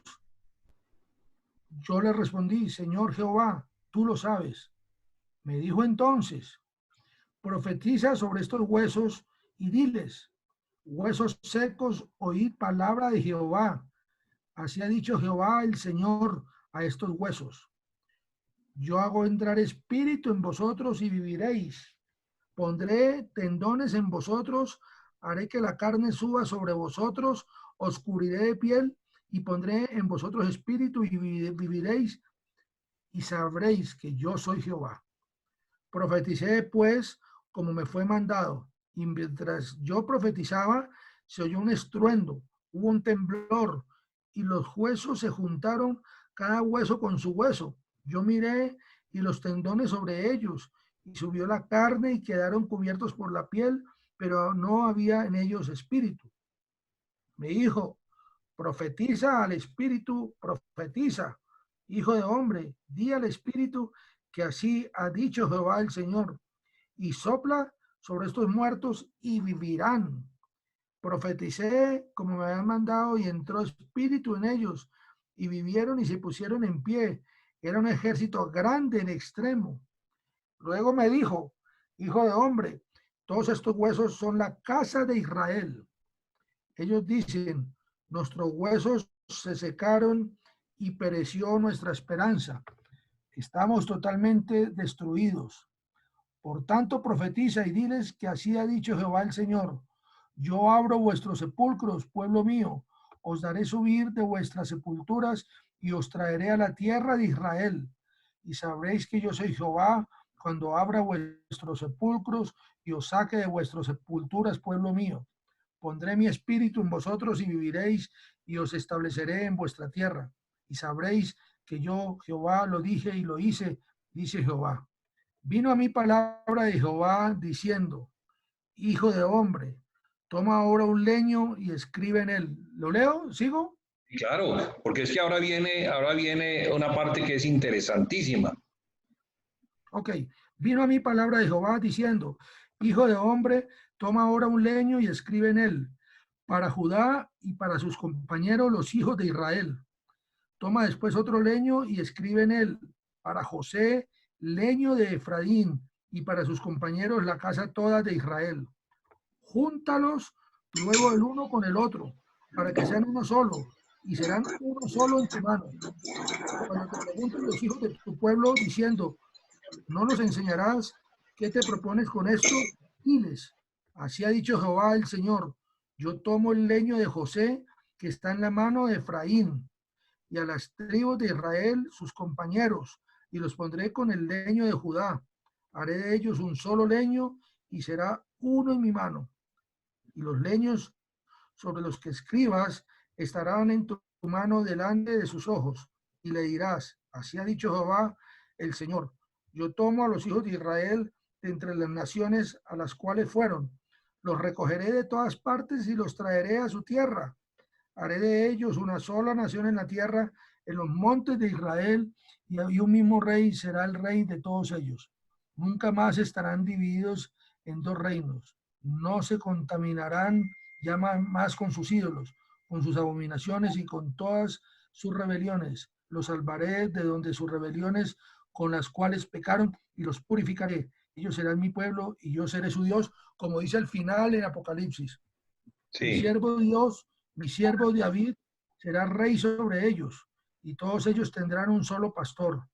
Andarán en mis preceptos y guardarán mis estatutos y los pondrán por obra.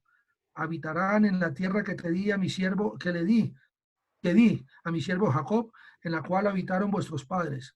En ella habitarán ellos, sus hijos y los hijos de sus hijos para siempre. A mi siervo David los goberna, y mi siervo David los gobernará para siempre. Haré con ellos un pacto de paz, un pacto perpetuo será con ellos. Yo los estableceré y los multiplicaré y pondré mi santuario entre ellos para siempre. Estará en medio de ellos mi tabernáculo, yo seré el Dios de ellos y ellos serán mi pueblo. Sabrán las naciones que yo, Jehová, santifico a Israel, pues mi santuario estará en medio de ellos para siempre. ¡Wow! Una tremenda profecía porque Ezequiel, si conocemos el contexto histórico, pues como venía diciendo, fue un profeta tomado unos 500 años antes de la venida de Jesucristo, en la incursión del rey de Babilonia a la tierra de Judá. ¿Por qué menciona a David, a mi siervo David? No, es que es un hebraísmo, una manera de hablar donde se entiende que ese David es el descendiente, está hablando desde Cristo, que Cristo es el que va a reinar sobre ellos. No es David, no es que David vaya a resucitar y vaya a reinar sobre ellos, sino es el linaje, ¿no? El linaje, la raíz de David, como dice Apocalipsis capítulo 5. La raíz, el linaje de David. Vamos a leer, a mirarlo, cómo es que lo menciona.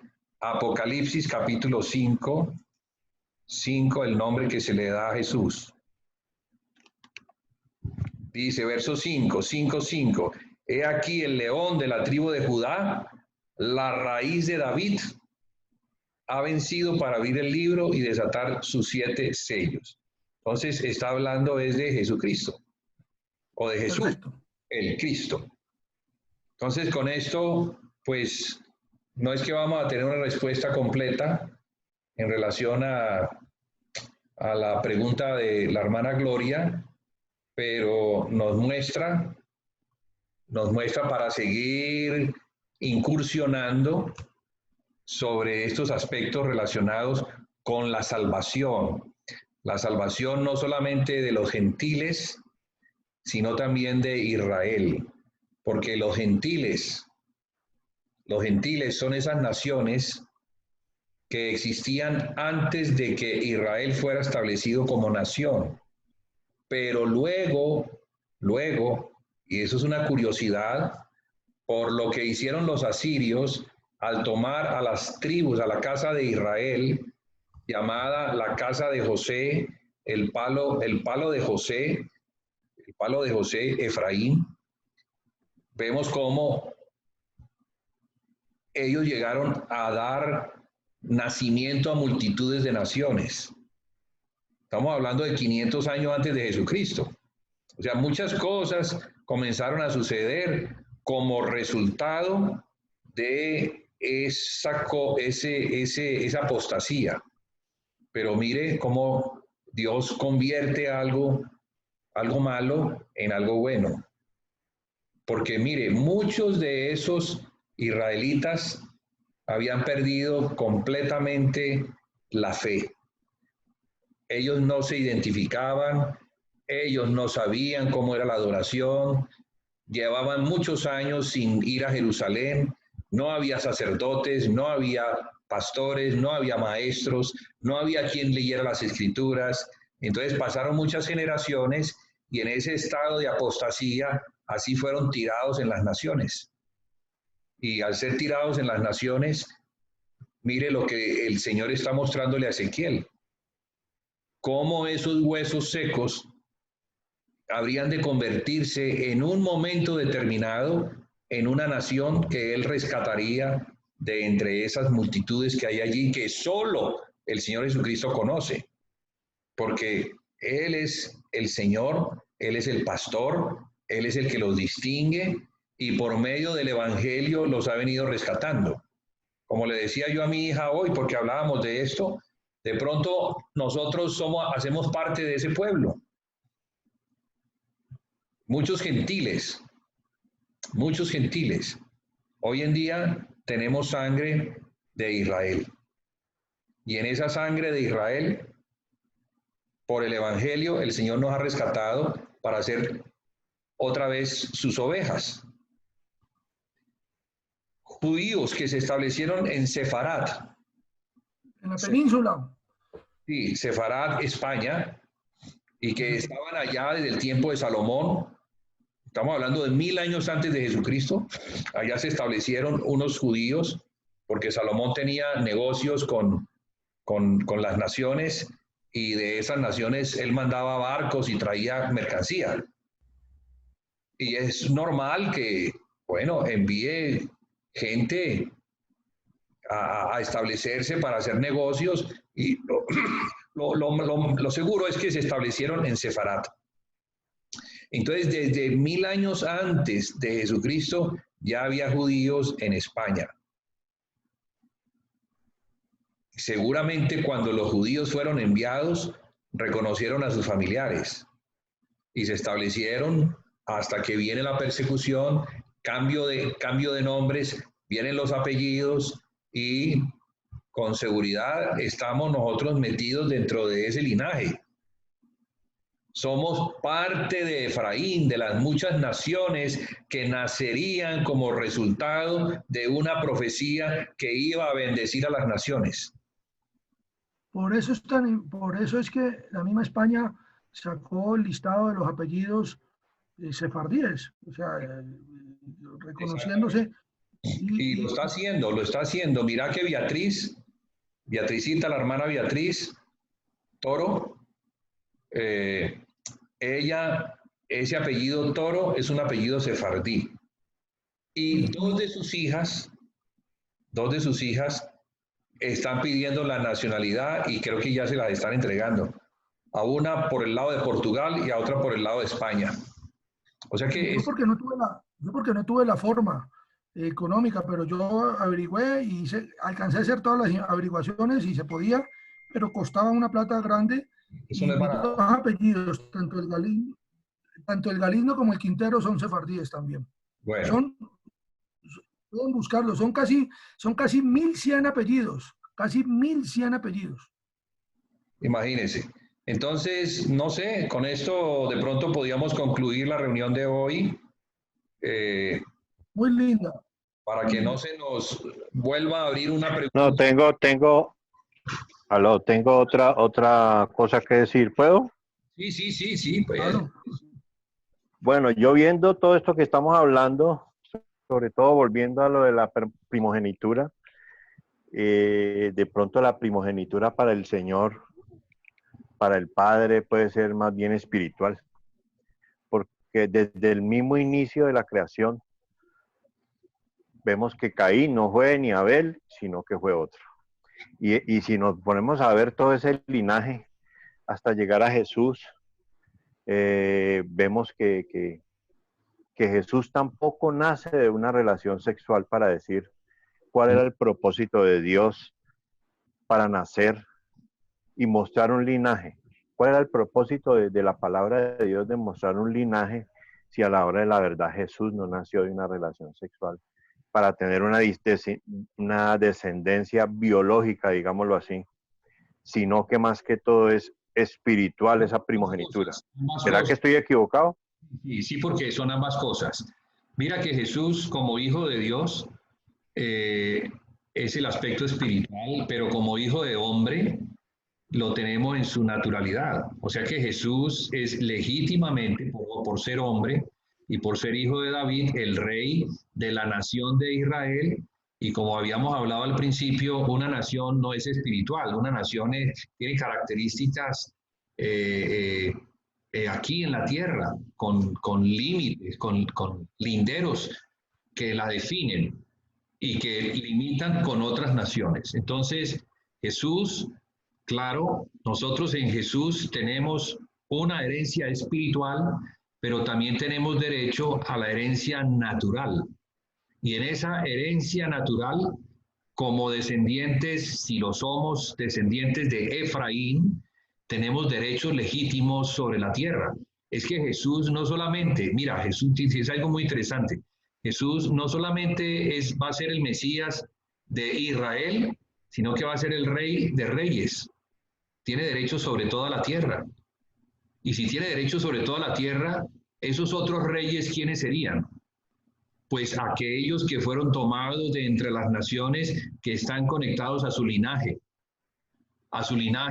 tanto espiritual como natural. En cuanto a lo espiritual, sacerdotes, y en cuanto a lo terrenal, reyes. A mí me parece muy interesante eso. Claro, sí. Sí, claro, por supuesto. Además, Claro, sí. Sí, No, pero cuando decimos la pregunta mía, sí, yo le entiendo todo lo que usted dice, hermano, sino que el linaje que muestra Jesús en la palabra también la parte de ser espiritual es físico. Sí, pero si nos ponemos a ver que por parte biológica no lo es. Sí lo es. No, Voy a decir por qué. porque él es hijo de David. Claro. No, pero voy a decir por qué. Pero no por descendencia de sangre, eso es lo que yo quiero decir. Sí, allá iba. Claro, Claro. sangre. De sangre, ¿por qué? Porque Jesús es hijo de María. Claro. María. Pero no dice que el hombre es el que pone pues como esa descendencia de sangre. Pero la mujer también, sobre todo en los hebreos. Los hebreos le dan más importancia a la mujer como madre que al hombre. Porque para ser judío hay que venir de la sangre de la madre, no del padre. Sí. Porque Esa era mi esa era mi pregunta. Mucho más seguro decir que tú eres hijo de tal mujer a decir que eres hijo de tal padre. De pronto no eres hijo. Sí, sí. Pero de esa mujer eso es innegable. Claro, es que... no, sí. Ahí se cae todo argumento, sí, así es, sí. Sí, Jesús es un legítimo judío. Él es un legítimo... No, yo nunca lo puse en duda, sino que yo hablaba, era más que todo, era por el lado espiritual, pero con esa respuesta que me dieron de María ya lo entiendo perfectamente. Claro, porque el milenio va a ser un reino sobre la tierra y sobre naciones. Entonces, ¿qué es? Es natural, no es espiritual solamente. También, sí, además, espiritual también Jesucristo. ¿Cómo? No, lo que iba a decir de biológica es que esto es muy interesante. El semen de José no estuvo No. conectado con el óvulo de María. Eso es correcto. Más, sin embargo, María le dio vida en los 9 meses porque Jesús ella estuvo embarazada físicamente de Jesús. Lo que pasa es que no hubo el coito y la unión física entre el hombre y la mujer en María, porque después sí tuvieron relación. Por lo tanto, varias cosas sucedieron. Jurídicamente, que es lo que da la validez para ser hijo de hombre, estaban casados. O sea, José y María se casaron por causa del mismo Señor, para que no la apedrearan, para que no la avergonzaran, porque fue por obra y gracia del Espíritu Santo, pero jurídicamente eran esposos, María y José, y María estuvo embarazada de Jesús como niño los 9 meses. Por lo tanto, físicamente le dio el ADN, la sangre a través del cordón umbilical, nació como hombre, con el perdón de las damas, de la vagina, que es un término totalmente científico y se puede decir, o sea que es hijo de hombre perfecto. Lo que sucede, lo único Amén, que por tenemos eso, en la mente, sí. además Dios es hombre, es varón. Dios es varón. Entonces, inoculó la semilla a través del Espíritu Santo, que es también Dios varón. Por lo tanto, desde el punto de vista espiritual, desde el punto de vista de la naturaleza, es unión de un varón con una mujer. Glorioso. Y además, porque el Señor puso... Ya te voy a dar la palabra, ya te la voy a dar. Por eso es tan hermoso entender la naturaleza humana del Señor Jesucristo. Sí, que si quiere hablar. No había visto a Jaime, perdón, dale. Sí, Jaime. Entonces ya te doy al micrófono. Listo. Bueno, 2 cositas. Este es un dicho que para todo el mundo es claro.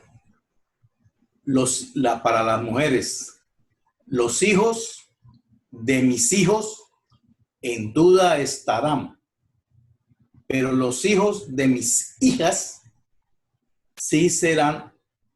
No sé si soy claro, ¿me explico? No hay duda, bueno, no hay duda de que los hijos de tus hijas son tus nietos. Son mis nietos, exactamente. En cambio, los de mis hijos no. Pero ese es un dicho. Ese es un dicho. Sí, es un dicho. Bueno.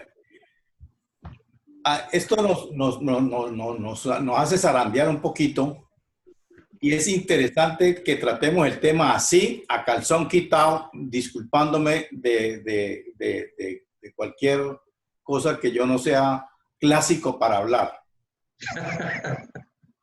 Pero estás aprendiendo, tranquilo. No para nosotros, sino para la gente de esa época. Jesucristo era un hijo de José, pero, ¿cómo es que se llama cuando son un bastardo? ¿Correcto?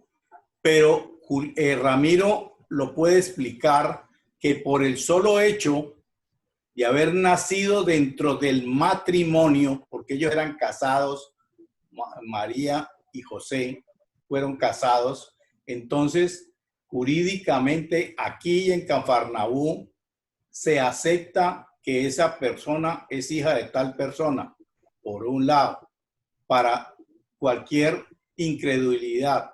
Pero como nosotros sí sabemos cómo fue, para nosotros es totalmente distinto. No sé si enredé, aclaré. Te entendimos, sí. Jesús nació por obra del Espíritu Santo. A José el ángel le tuvo que mostrar para que entendiera, pero las demás personas no se iban a tragar ese cuento. Correcto. Para los judíos. La gran mayoría de personas que no son de fe y que no tienen por qué creer de la manera que a José se le mostró, pues ponían en duda la parte divina de Jesús. Por eso algunos decían que era hijo de fornicación. Ajá. Está en las escrituras, que era hijo de fornicación. O sea que era un hijo ilegítimo de José. Ahora, otra cosa importante en eso es que los padres podían adoptar a sus hijos. Entonces, Jesús es hijo legítimo de María. María es descendiente de David, está en la línea de ascendencia al trono. En la genealogía, sí. Está en la genealogía, entonces no hay problema con María. Pero José también es un descendiente legítimo. Por ambos lados, tanto José como María cumplen con los requisitos necesarios para la herencia. A ver, no, herencia no es la palabra. A la descendencia, No, descendencia tampoco es. a la genealogía. Tiene que ver con legitimidad en relaciones al trono, porque es que lo que está en tela de juicio es la palabra de Dios, es la justicia, es la verdad. Si Jesús no solamente es un hombre 100% sin problemas como hombre, pero Jesús también tiene que demostrar delante de Dios su legitimidad como hijo de David en cuanto a descendencia pura. Claro, es que todo rey debe de tener un linaje. Exactamente, en cuanto a lo natural, ¿no?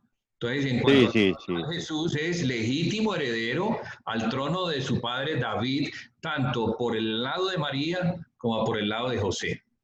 Solo que María viene de Natán y José viene de Absalón. Son hijos de David, ambos. La esposa de don Jaime quería hablar. Ah, sí, bueno, Gloria.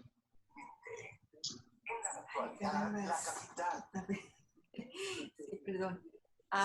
Por ahí hay un escrito, pues ustedes saben que a veces hay cosas que uno no sabe, la gente descubre muchas cosas, dicen que el manto de Turín, ¿es que se llama? Sí. O sea, cuando en el manto en que envolvieron a Jesucristo, cuando murió y cuando lo crucificaron y luego que resucitó, ¿no?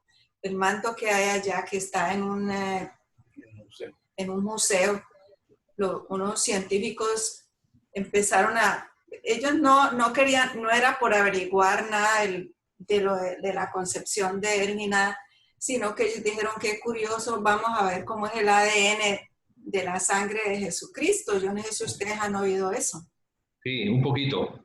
Y para sorpresa se dieron cuenta, después de muchos análisis, porque eso pues tantos siglos ahí, ellos tuvieron que hacer muchas peripecias para poder encontrar el significado, o sea, cuál era el ADN de Jesucristo.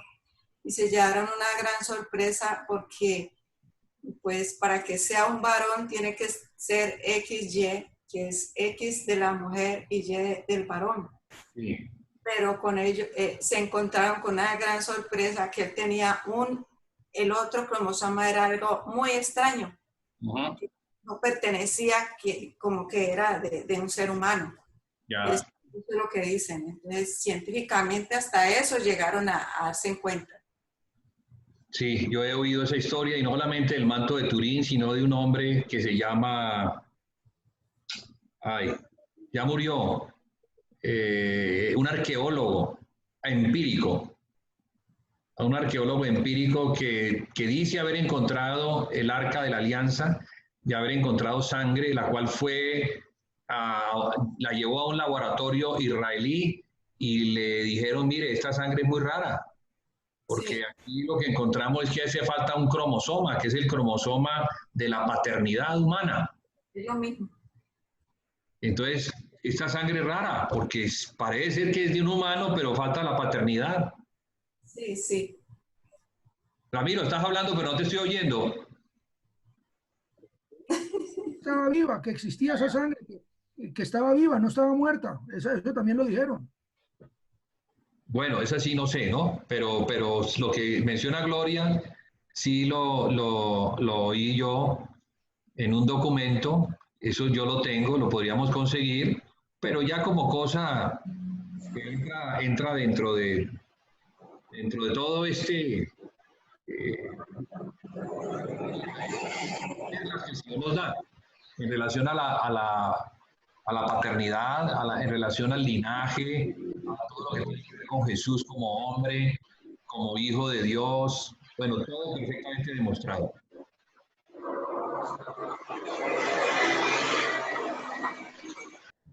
Bueno, entonces, si no hay más, hermanos, Julián,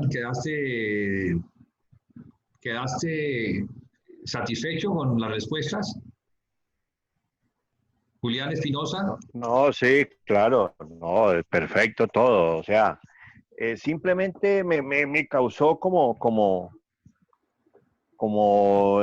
ya que estábamos hablando de la primogenitura y que estábamos hablando de que no era el primero sino el cuarto, que no era el primero sino el segundo, que sí me entiendes, que muchas veces no era el que primero nacía. Entonces, se me vino inmediatamente a la cabeza como mirar el por qué, si Jesús no nació de una relación sexual, entonces simplemente quería era como entender o que llegara a la conclusión del por qué el propósito de Dios de mostrar un linaje para así no a la hora de la verdad no un hombre poner su semen, como dijo ahora Ramiro. ¿Sí me entiende? Esa fue la duda nomás que me causó, pero el resto todo entendible. Bueno, listo. Excelente, hermanos. Bueno, entonces, gracias por haber compartido este tiempo de iglesia, de mutualidad, de comunión, de lectura de las escrituras. Todo esto nos va edificando.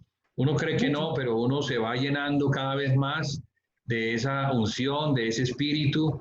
Mire que las vírgenes prudentes son las que se preparan y la forma como nos preparamos es bebiendo de Cristo, tomando de la unción, llenando nuestras lámparas. Todo esto, aunque uno crea que no tiene importancia ahorita, en el tiempo de la prueba sí lo va a tener. Sí va a tener importancia. Bueno, entonces me despido. Jaime, Gloria, Angelita, Blancanidia, Faisal, hermana Claudia, Sebastián, me imagino que ya se acostó, el hermano Ramiro, Julián Espinosa, Anita, que te hemos visto aquí entrar y salir, Esperancita, y ya se fue Mayra y David. Bueno. Hilda también estuvo. Hilda también estuvo un rato. Bueno, seguramente tenían algo que hacer. Entonces nos vemos mañana, ya no por este canal. Estamos compartiendo la palabra con su énfasis en la profecía. Ahí está Sebas. Su énfasis, la palabra que se ha estado dando este tiempo, tiene que ver con profecía. Entonces hemos escogido el libro de Apocalipsis, ahora estamos allí mirando todos los aspectos que Apocalipsis nos muestra hacia la iglesia y cómo la iglesia, entonces el Señor le habla para prepararse, qué debemos hacer, en fin. O sea que es interesante para los que... Buenas noches. Buenas noches para todos. Buenas noches. Gracias, buenas noches. Hermanos, Dios los bendiga. Buenas noches. Muchas bendiciones para todos, hermanos. Julián, feliz noche. Y el miércoles por Zoom. Un abrazo para todos, los bendigo. Amén. Creo que nos vamos llenos.